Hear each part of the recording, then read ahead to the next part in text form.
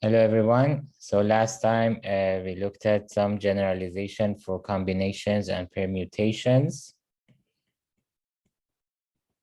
And we saw that basically number of solutions for x1 plus ... xr equals n with xi bigger than equal to 0 and xi integer is n plus r minus 1, choose r minus 1. Okay, number of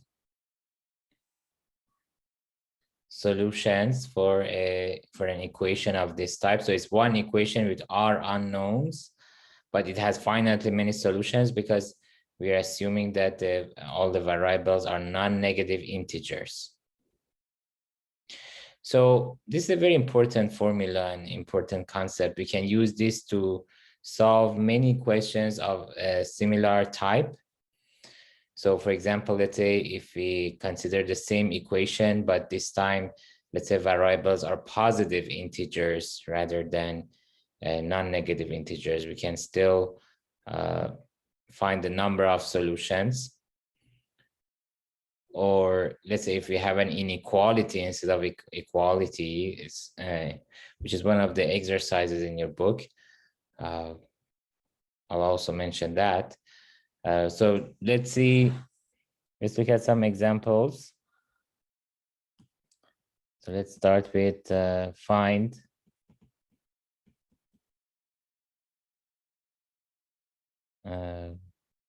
the number of solutions of, let's say, x1 plus again plus xr equals n, where each xi is a positive integer. So instead of being non-negative integer, this time each xi is a positive integer. How many solutions do we have this time? And of course, we have to assume that n is bigger than or equal to r, right? Because each xi is at least 1. So addition of r xi's will be at least r. So n has to be at least r. If n is less than r, then this equation will have no solution.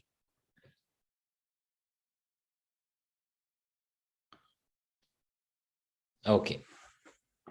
So the trick here is solution. So I will give you two solutions. Solution 1, set, let's say xi equals yi plus 1 with yi bigger than equal to 0.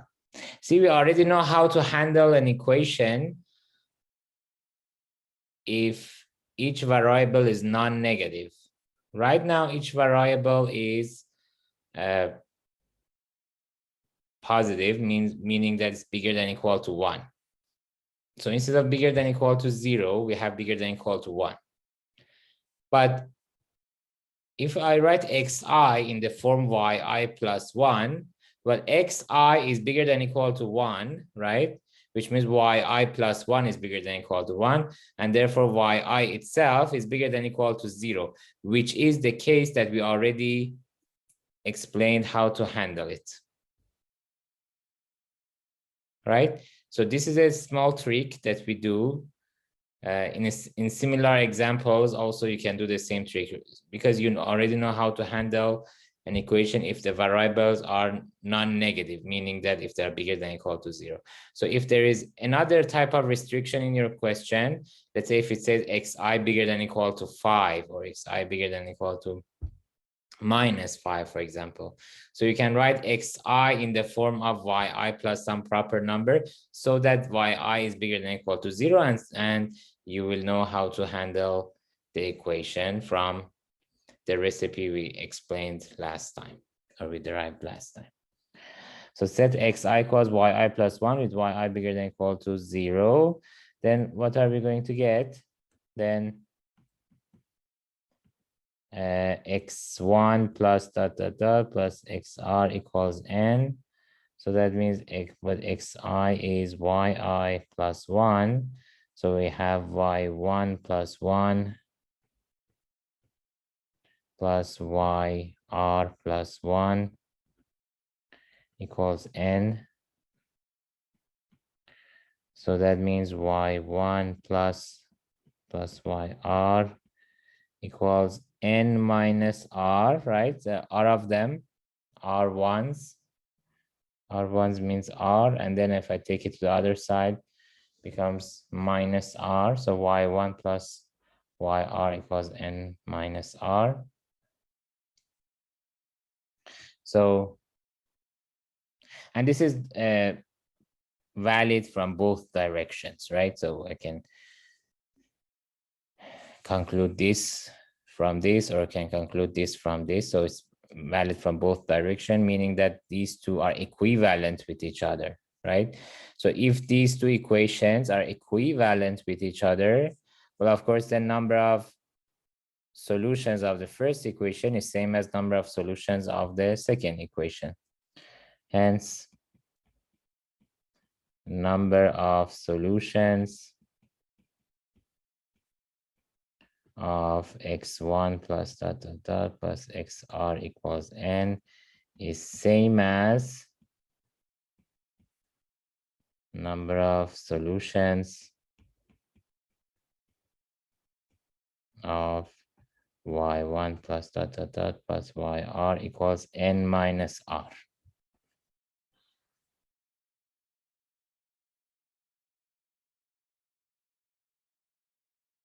But here the difference is that here for the first equation, xi with xi bigger than equal to 1, the restriction was xi bigger than equal to 1, which we were not sure how to handle. But in the second equation with yi bigger than equal to 0, we already know how to handle this. We already know how to find number of solution of an equation where each variable is bigger than equal to 0.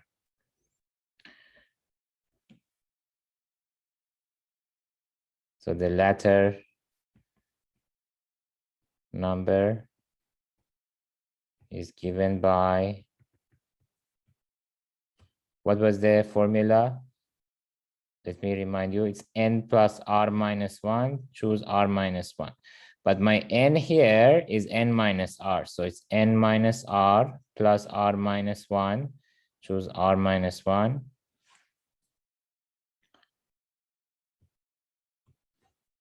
So let me call this one, maybe I can call it star.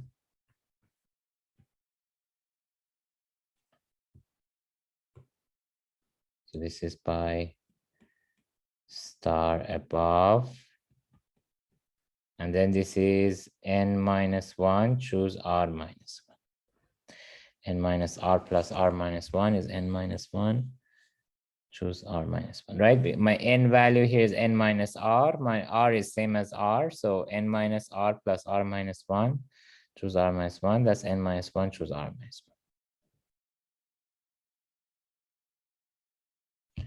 Okay, so number of solutions. We found that we showed number of solutions of x1 plus dot dot dot plus x r equals n with xi bigger than equal to 1 is n minus 1, choose r minus 1.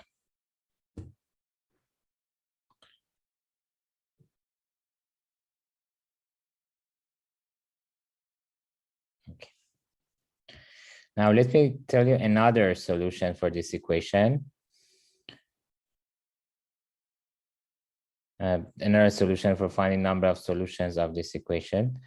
So note n, so what do we want to solve? We want to solve x1 plus so xr equals n. Now n, I can write it as 1 plus 1 plus dot dot dot plus 1 plus 1. So I can write n as sum of n ones. Now, how many plus signs do we have? So number of plus signs here are r minus 1, right? So this is n ones with r minus 1, sorry, with n minus 1, with n minus 1 plus signs.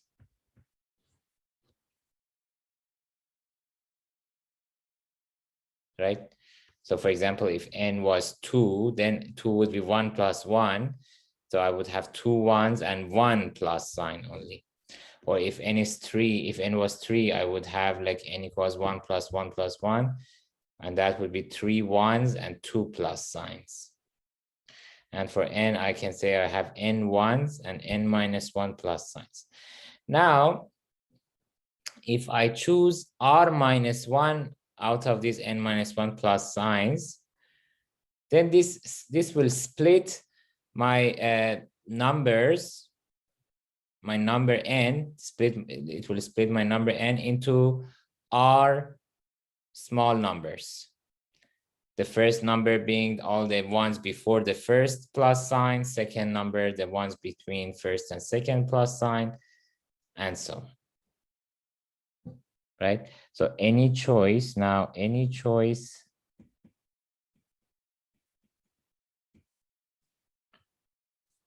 of r minus 1 plus signs out of n minus 1 plus signs above will split n into sum of r numbers. And this will correspond to a solution. R numbers are, let me say, positive numbers. Are positive numbers. And this will correspond to a solution of x1 plus dot dot dot plus xr equals n with xi bigger than equal to 1.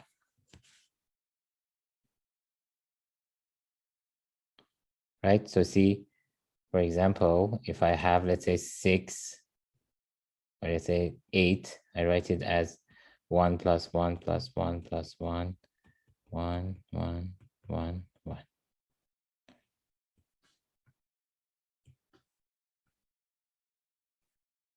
Now, if I, for example, choose 3 plus signs here, any 3 plus signs that you choose, let's say I choose, for example, this one, and this one, and this one.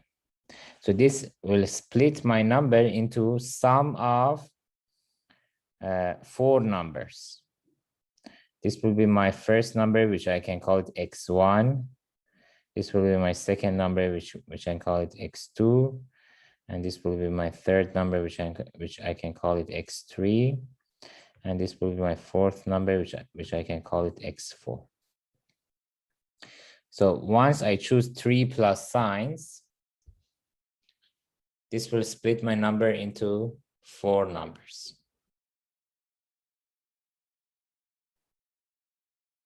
And so on. So if I choose, for example, 5 plus signs, it will split into 6 positive numbers, and so on. So the first number is the numbers before the first plus sign, addition of all ones before the first plus sign, and second number, addition of all ones between first and second plus sign, and then addition of all ones between second and third plus sign, and so on. Okay, and conversely, any solution of x1 plus dot dot dot plus xr equals n with xi bigger than equal to 1 corresponds to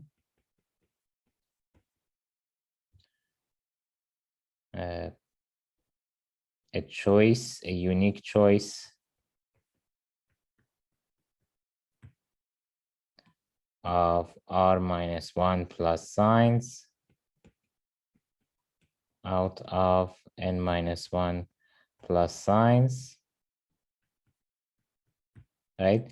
So for example, let's say if you consider the solution x1 equals 2, x2 equals 1, x3 equals 3, x4 equals 2 for your equation. So this will correspond to choosing, if x1 is 2, then that will mean that I have to consider two ones, sum of two ones, 1 plus 1. Then I will choose the first plus sign. So my first plus sign will be second one here, so that I have 1 plus 1 first. And if x2 is 1, then that means the next plus sign will be the third one. And if x3 is 3, that means I have to move 3 ones and then choose another plus sign.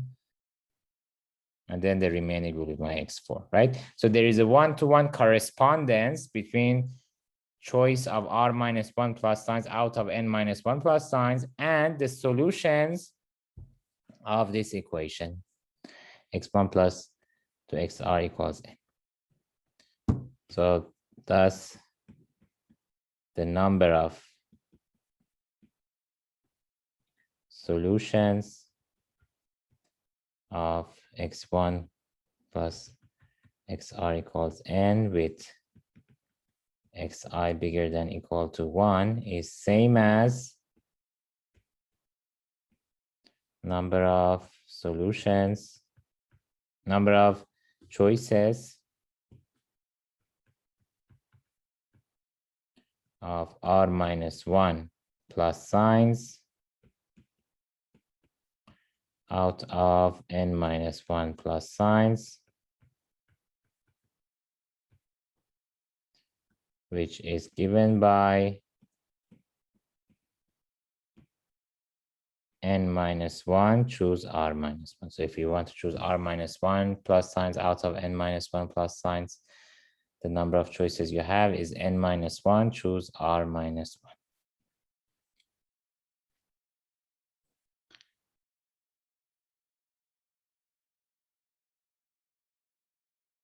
Okay. So for example, let's say if you want to know number of solutions of x1 plus x2 plus x3 equals, let's say 5, is 5 minus 1, choose 3 minus 1. So this is 4, choose 2, and this is 4 factorial over 2 factorial, 2 factorial, and this is 6. And you can check, so verify by listing all 6 solutions. Number of solutions of this, of course, with again xi bigger than equal to 1. Remember, this is the assumption here. So you can easily list all the 6 solutions.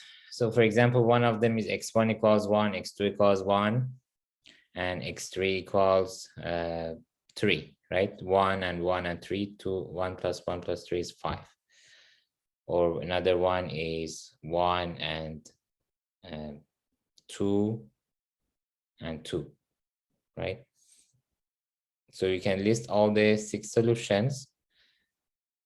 And yeah, you'll see that in total you have 6 solutions for this equation, assuming that each xi is at least 1.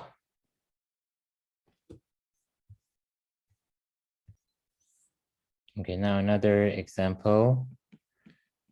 Find the number of solutions. Number of solutions of, let's say, x1 plus x2 plus x3 equals 0 with x1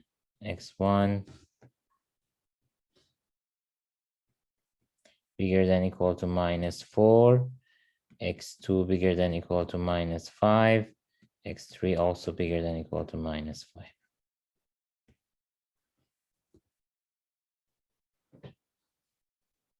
Okay. So in the first look, you may think that, this question is not related or cannot be solved with the method that we derived or with the formula that we derived, because in our problem, we were considering an equation where the right-hand side is a positive number and each variable is non-negative or positive. But here the right-hand side is 0 and left-hand side, the numbers are negative. So bigger than equal to -4, one of them, and two of them bigger than equal to -5. So yes, in the first look, it's not exactly the same as the problems that we already did above. But after a small trick, like I said, we can reduce the problem to those problems that we already did. So what was the trick that I explained? So if x1 is bigger than equal to -4, so why don't we write x1 in the form of, what do you think? So solution, write or set x1 equals -4 plus y1, right? With y1 bigger than equal to 0, right? See, if x1 is bigger than equal to -4, I can write x1 as -4 plus y1, some number y1, where y1 is now bigger than equal to 0, right? So if I write -4 plus x1 as -4 plus y1, if x1 is bigger than equal to -4, well, that means -4 plus y1 is bigger than equal to -4, which means y1 is bigger than equal to 0. Right? Any number bigger than equal to -4 can be written as -4 plus some non-negative number. So yes, x1 does not have the condition that we need. It's not non-negative integer, but now y1 is a non-negative integer. So we can reduce the problem from xi's to some yi's, where yi's have the restrictions that we want. So similarly, set this. Similarly, x2 equals -5 plus y2 with y2 bigger than equal to 0. And x3 equals again -5 plus y3 with y3 bigger than equal to 0. Then we can say that x1 plus x2 plus x3 equals 0 is equivalent or same as saying that -4 plus y1 plus -5 plus y2 plus -5. I don't have enough space. Let me. Same as saying that -4 plus y1 plus -5 plus y2 plus -5 plus y3 equals 0. And this is same as saying that y1 plus y2 plus y3 equals 14, right?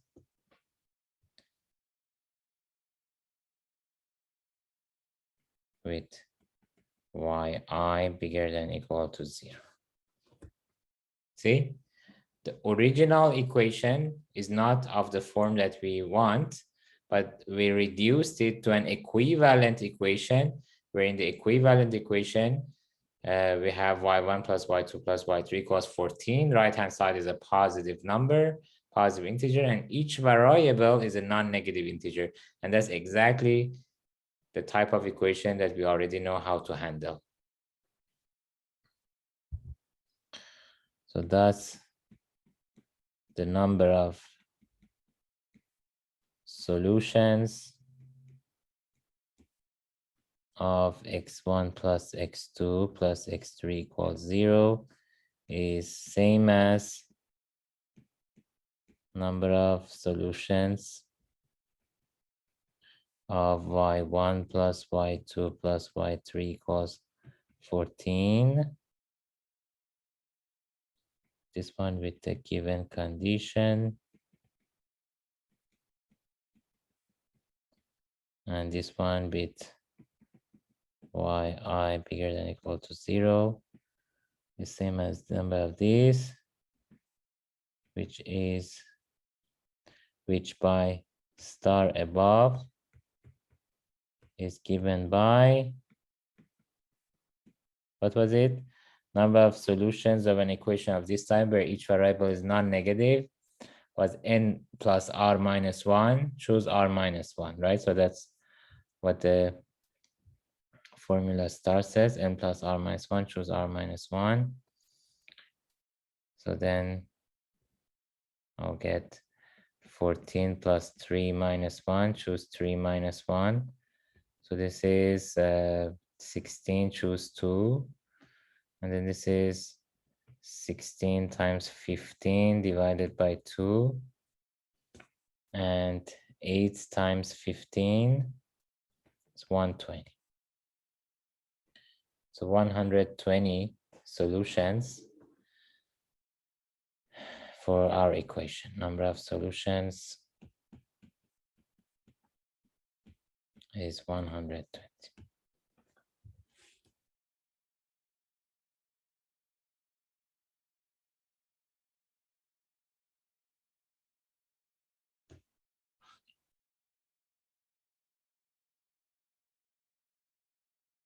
Okay.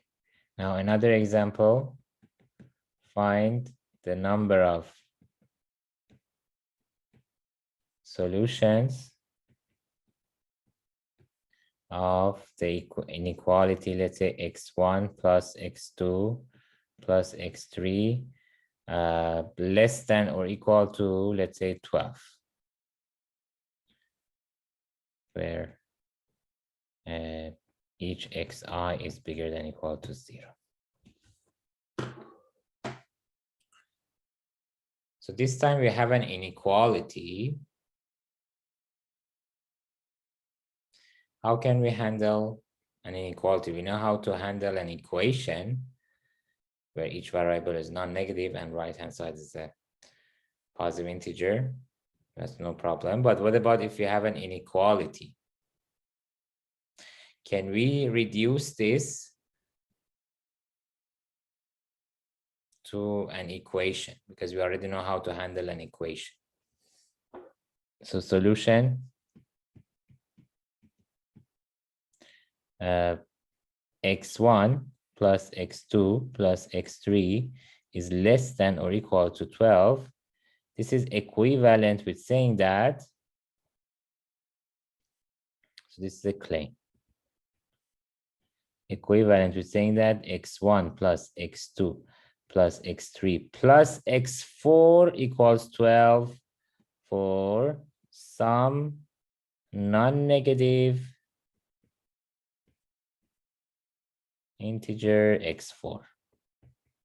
See, I'm making a claim here that our inequality holds if and only if an equation of the form x1 plus x2 plus x3 plus x4 equals 12 this time holds.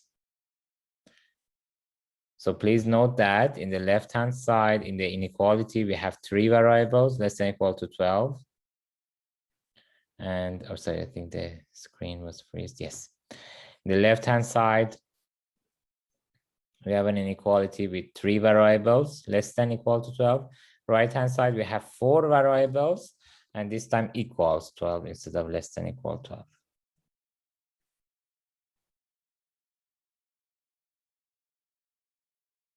Okay, so if I can prove that this inequality holds if and only if an equation of this type holds, well, then I'm done, because I already know if I want, that means if I want to find the number of solutions of this inequality, I just need to simply find the number of solutions of this equation, and I already know how to do that. Each xi is non-negative and right-hand side is positive. So the formula star gives us the answer. So I just need to prove the claim. So proof of claim. So I want to show that these two are equivalent. meaning that if the left-hand side holds, then the right-hand side holds, and also if right-hand side holds, then left-hand side holds, right? So first, suppose that let's say x1 plus x2 plus x3 is less than or equal to 12.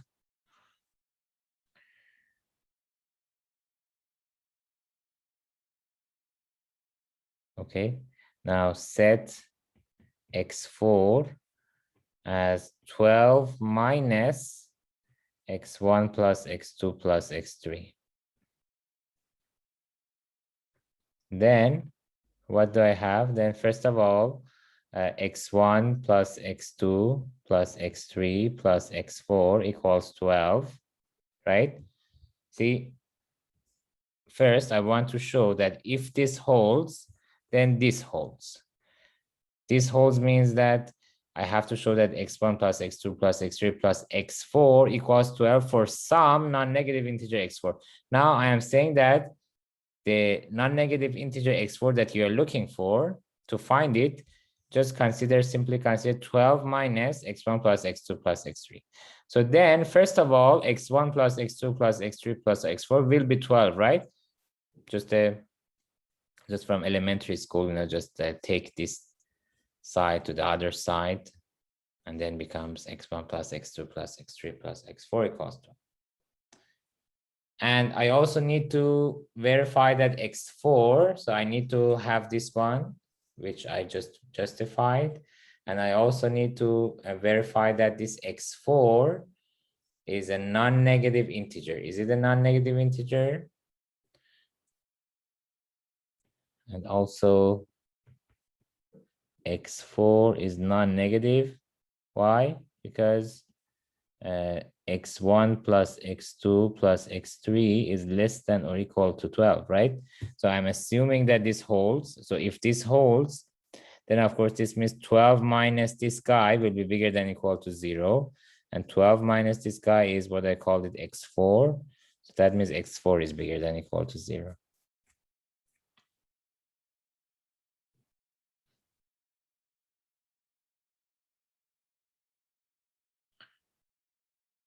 Okay, so this is one side of the claim.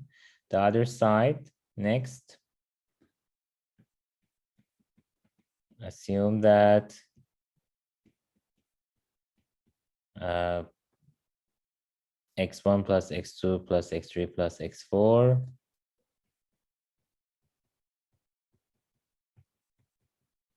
equals 12 for some non-negative integer x4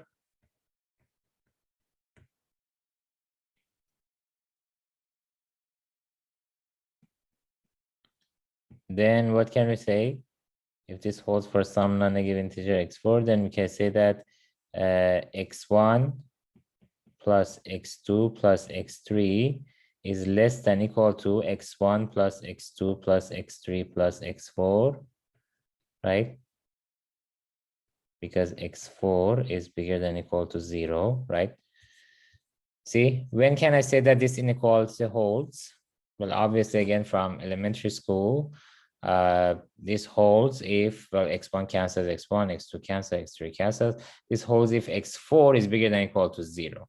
And I'm already assuming that x4 is a non-negative integer, meaning that x4 is bigger than or equal to 0. So this will be less than or equal to this, because x4 is bigger than or equal to 0. And this means that, what is the value of x1 plus x2 plus x3 plus x4? The value of x1 plus x2 plus x3 plus x4 is 12, right? That's my assumption. So that means x1 plus x2 plus x3 is less than or equal to 12.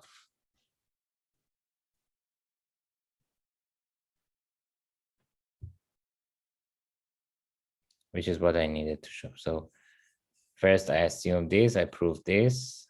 So first I assume this, I prove this. And then next I assume this, and I prove that x1 plus x2 plus x3 is less than or equal to 12. So thus, by the claim above, a number of solutions of x1 plus x2 plus x3 less than equal to 12 is same as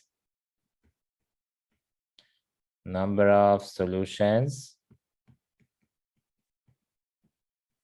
of x1 plus x2 plus x3 plus x4 equals 12 with xi bigger than equal to 0, which by star above again is given by 12 plus 4 minus 1, choose 4 minus 1. Remember, formula star was saying that number of solutions for this type of equation is n plus r minus 1, choose r minus 1. And this is 15, choose 3. So this is going to be 15 times 14 times 13 divided by 2 times 3. So this will be 5 and this will be 7. So this is 35 times 13. And that's going to be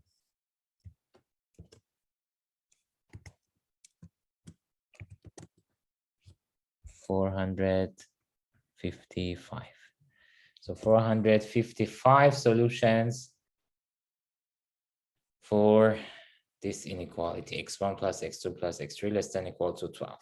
So because there's inequality, of course, number of solutions is much more, right? Because x1, if x1 plus x2 plus x3 is any number less than equal to 12, still is acceptable. If it's 3, if it's 4, if it's 5, right? So any number less than equal to 12 is acceptable. And for each number less than equal to 12, there are so many solutions, right?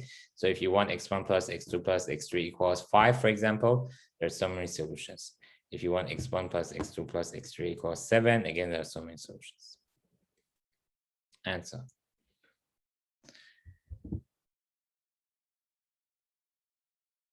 And of course, another way to solve it is because you want x1 plus x2 plus x3 less than equal to 12. So you can say that, well, when can I say that this number is less than equal to 12? If it's either 0 or 1 or 2 or all the way to 12, right? A number of solutions for each of these equations, you can find it by the formula star, right? So for example, if x1 plus x2 plus x3 equals 0, but that's only has one solution, of course. But then if x1 plus x2 plus x3 equals 1, then you can find number of solutions. x1 plus x2 plus x3 equals 2, you can find number of solutions. All the way to x1 plus x2 plus x3 equals 12, you can find number of solutions.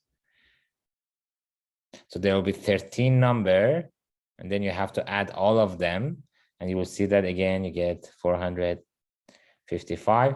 But then, that takes a lot of time. You have to calculate each of those 13 numbers and then add them all together. It takes a lot of time, but this one was a very neat solution, right? So without adding like 13 numbers, we just calculated one number and we directly got the answer. Okay, now I want to talk about another generalization for, so another generalization of combinations.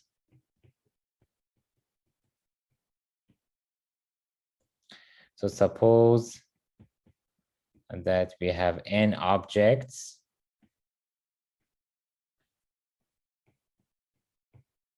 and we want to divide them into k groups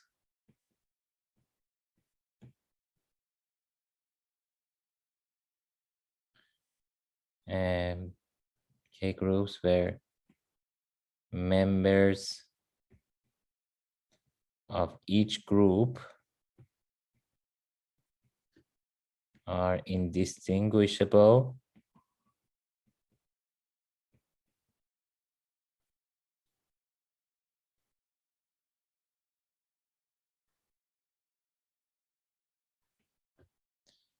and the first group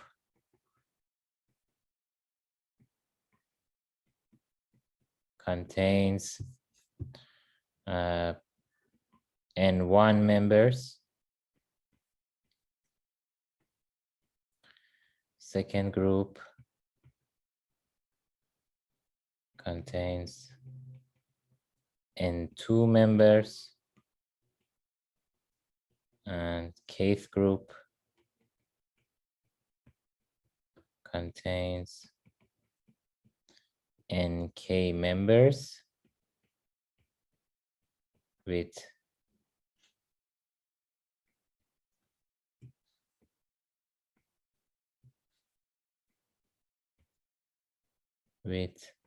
N1 plus N2 plus dot dot dot plus NK equals N.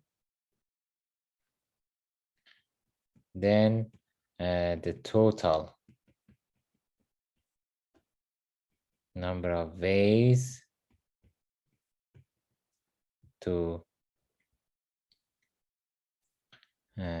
distribute N objects into K groups as described above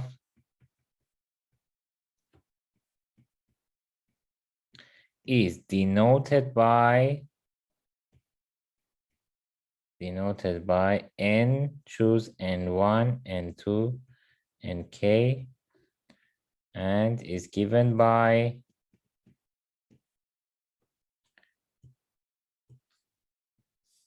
N, choose N1, N2, NK equals N factorial over N1 factorial, N2 factorial, NK factorial. So this is generalization for combination formula. So this time we still have N objects in total. And this time we want to divide them into K groups. So see group 1, group 2, and all the way to group K. So N1 members here, N2 members here, all the way to NK members. And the sum of these NIs is N.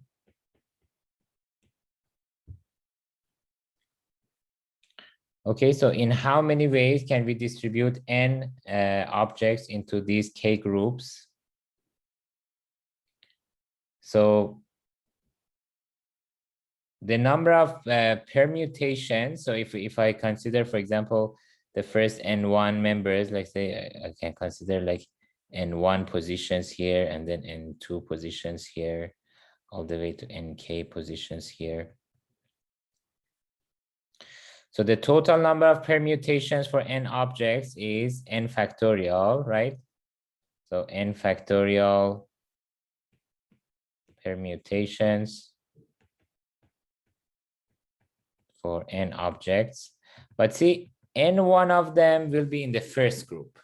But members of the first group are indistinguishable, meaning that they are, it doesn't matter, for example, if you permute the element members inside the first group. Let me give you an example. For example, let's say if you want to divide our class, which has 15 students, into, let's say, 4 groups. And let's say members of the first group are supposed to go to a museum.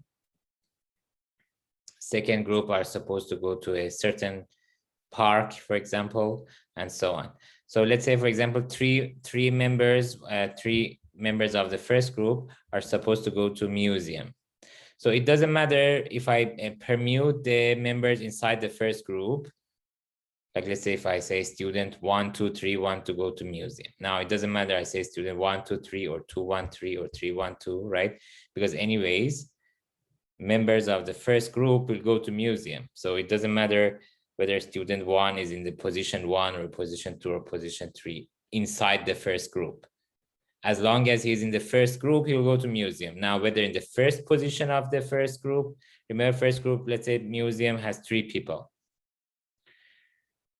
So it doesn't matter he's in the first position of the first group or second position of first group or third position of the first group. In any of those cases, he'll go to museum. So that's why if I want to count the total number of ways inside the first group, I can permute the elements in n1 factorial ways. Similarly, inside second group, I can permute the members in 2 factorial ways and so on. So the total number of ways to distribute is going to be n factorial divided by n1 factorial, n2 factorial, and k factorial. So this is number of ways to permute n1 members inside first group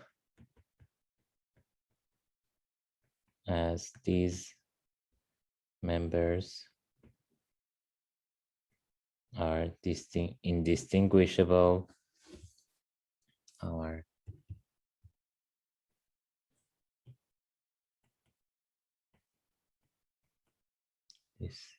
indistinguishable by assumption.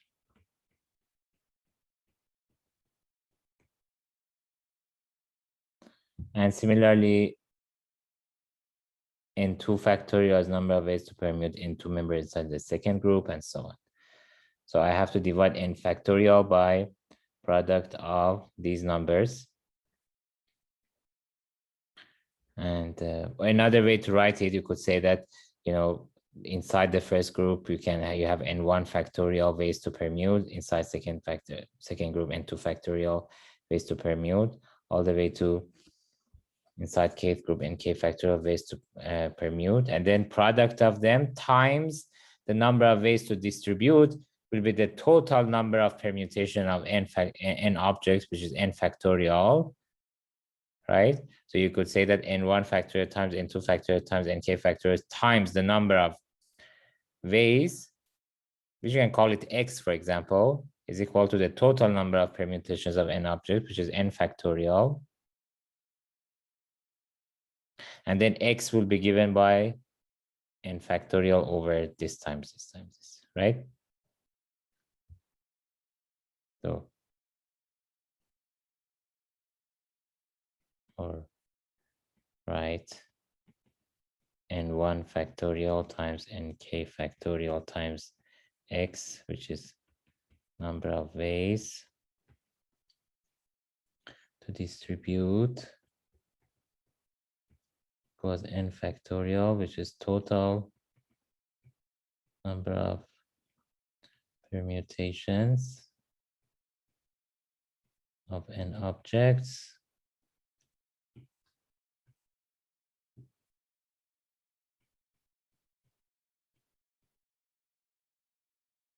and then that gives x equals n factorial divided by n1 factorial times nk factorial.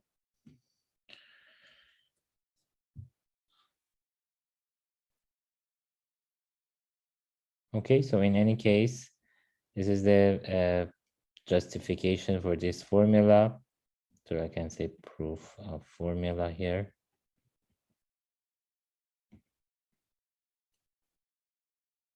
So you can write it this way or this way. Okay, so let's look at an example. Suppose that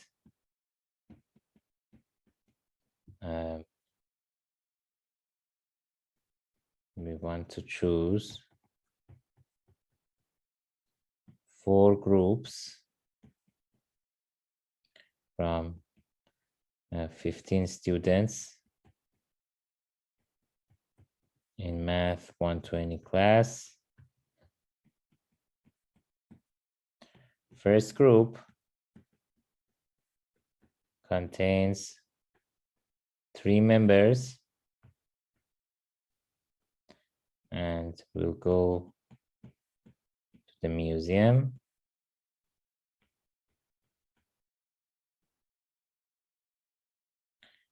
Second group contains 4 members. We'll go to watch a movie. Third group contains 2 members, and we go to a park. And fourth group contains, how many is left? So total has to be 15. If you have 15 students in total, the total number of members of the groups has to be 15. So far I have one group of 3, one of 4, so that's 7, one of 2, that's 9, so 6 is left. So will contain 6 members, and they will go to a restaurant.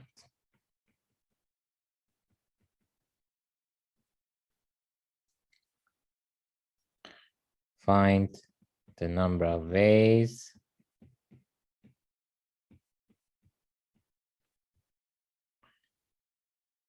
and to assign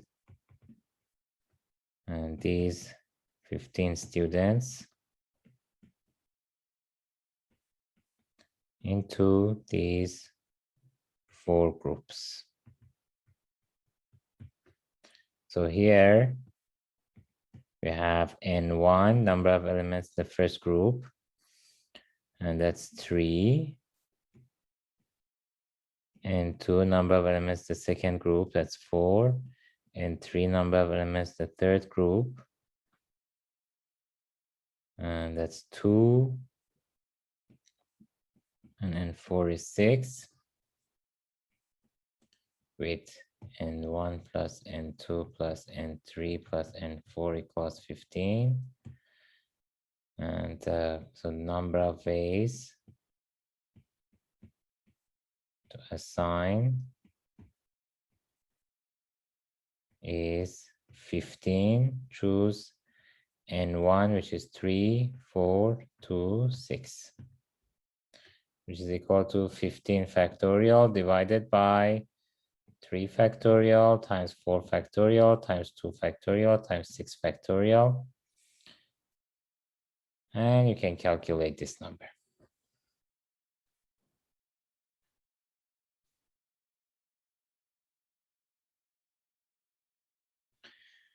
Okay, so this is a generalization for combinations, but we could also solve this problem with the standard concept of combinations, not the generalization. So let me also write a solution too.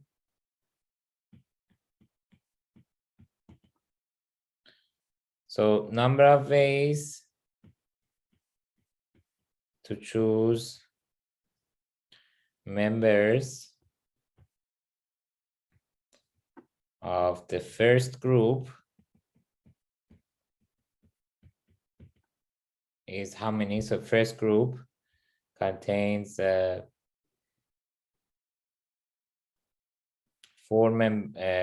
members, and we have 15 students in total. So number of ways to choose the members of the first group will be 15, choose 3.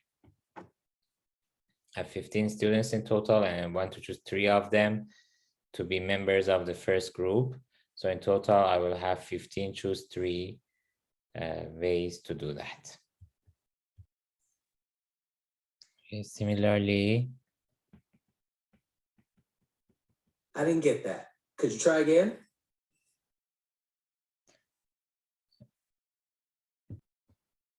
a number of ways to choose members of the second group. What about the second group? Well, second group contains 4 people. And in total, we had 15, but we already chose 3 of them to be included in the first group. So once we choose 3 of them, then we are left with 12 members. And we have to choose 4 of them, 4 of those 12 members. So then I'll have 12 choose 4 ways, right? Because 12 is 15 minus 3.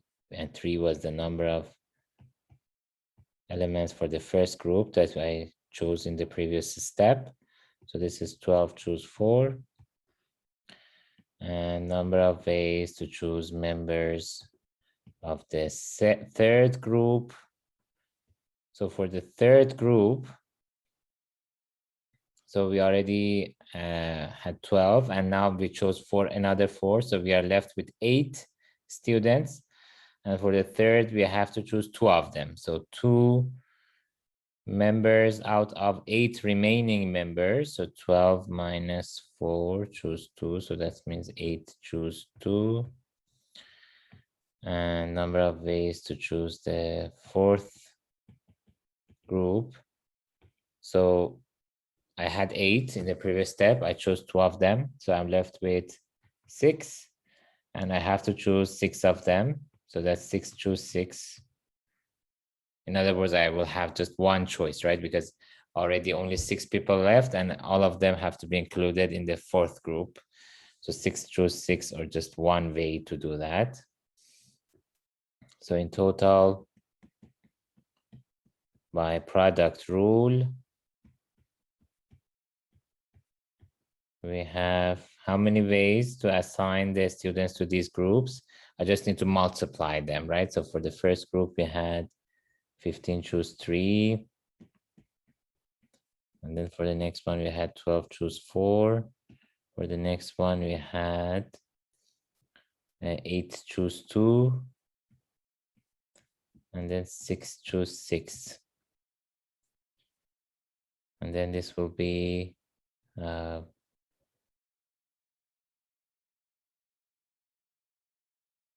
we have this many ways to assign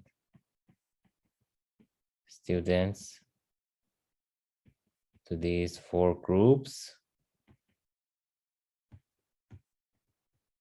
Now, we got 2 solutions, and one solution, the final answer was this. One solution, the final answer is this. Now you're probably wondering, are these same? Because they don't look like same, but are they really same, or are they different?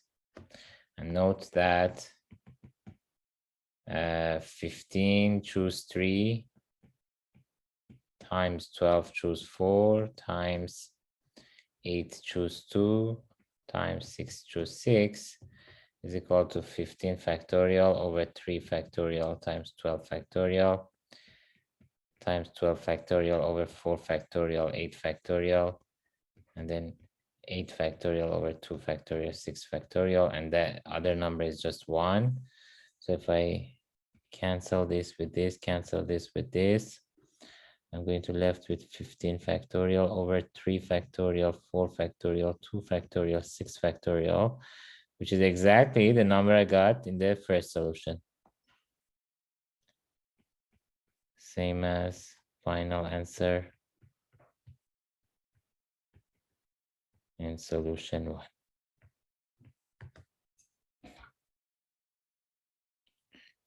Okay, one remark that I would like to mention here, and the standard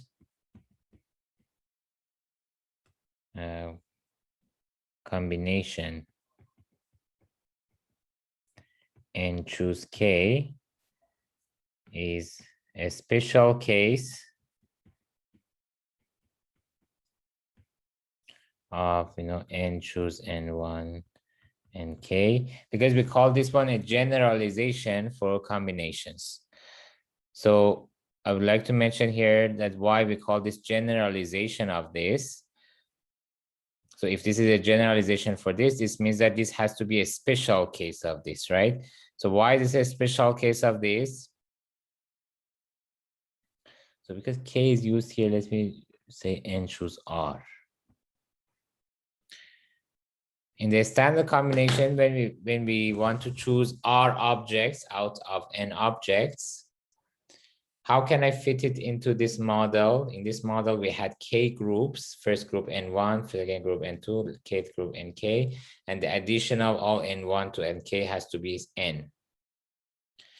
So if I want to choose R objects, how can I fit it into this model so that I can say that this is a special case of this?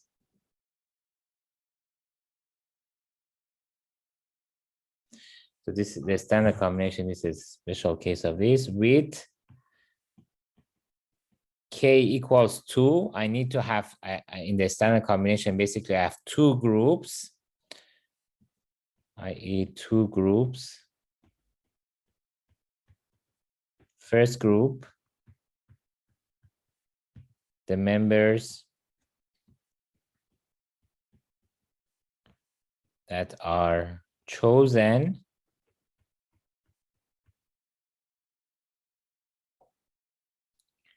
and second group with R members and second group members that are not chosen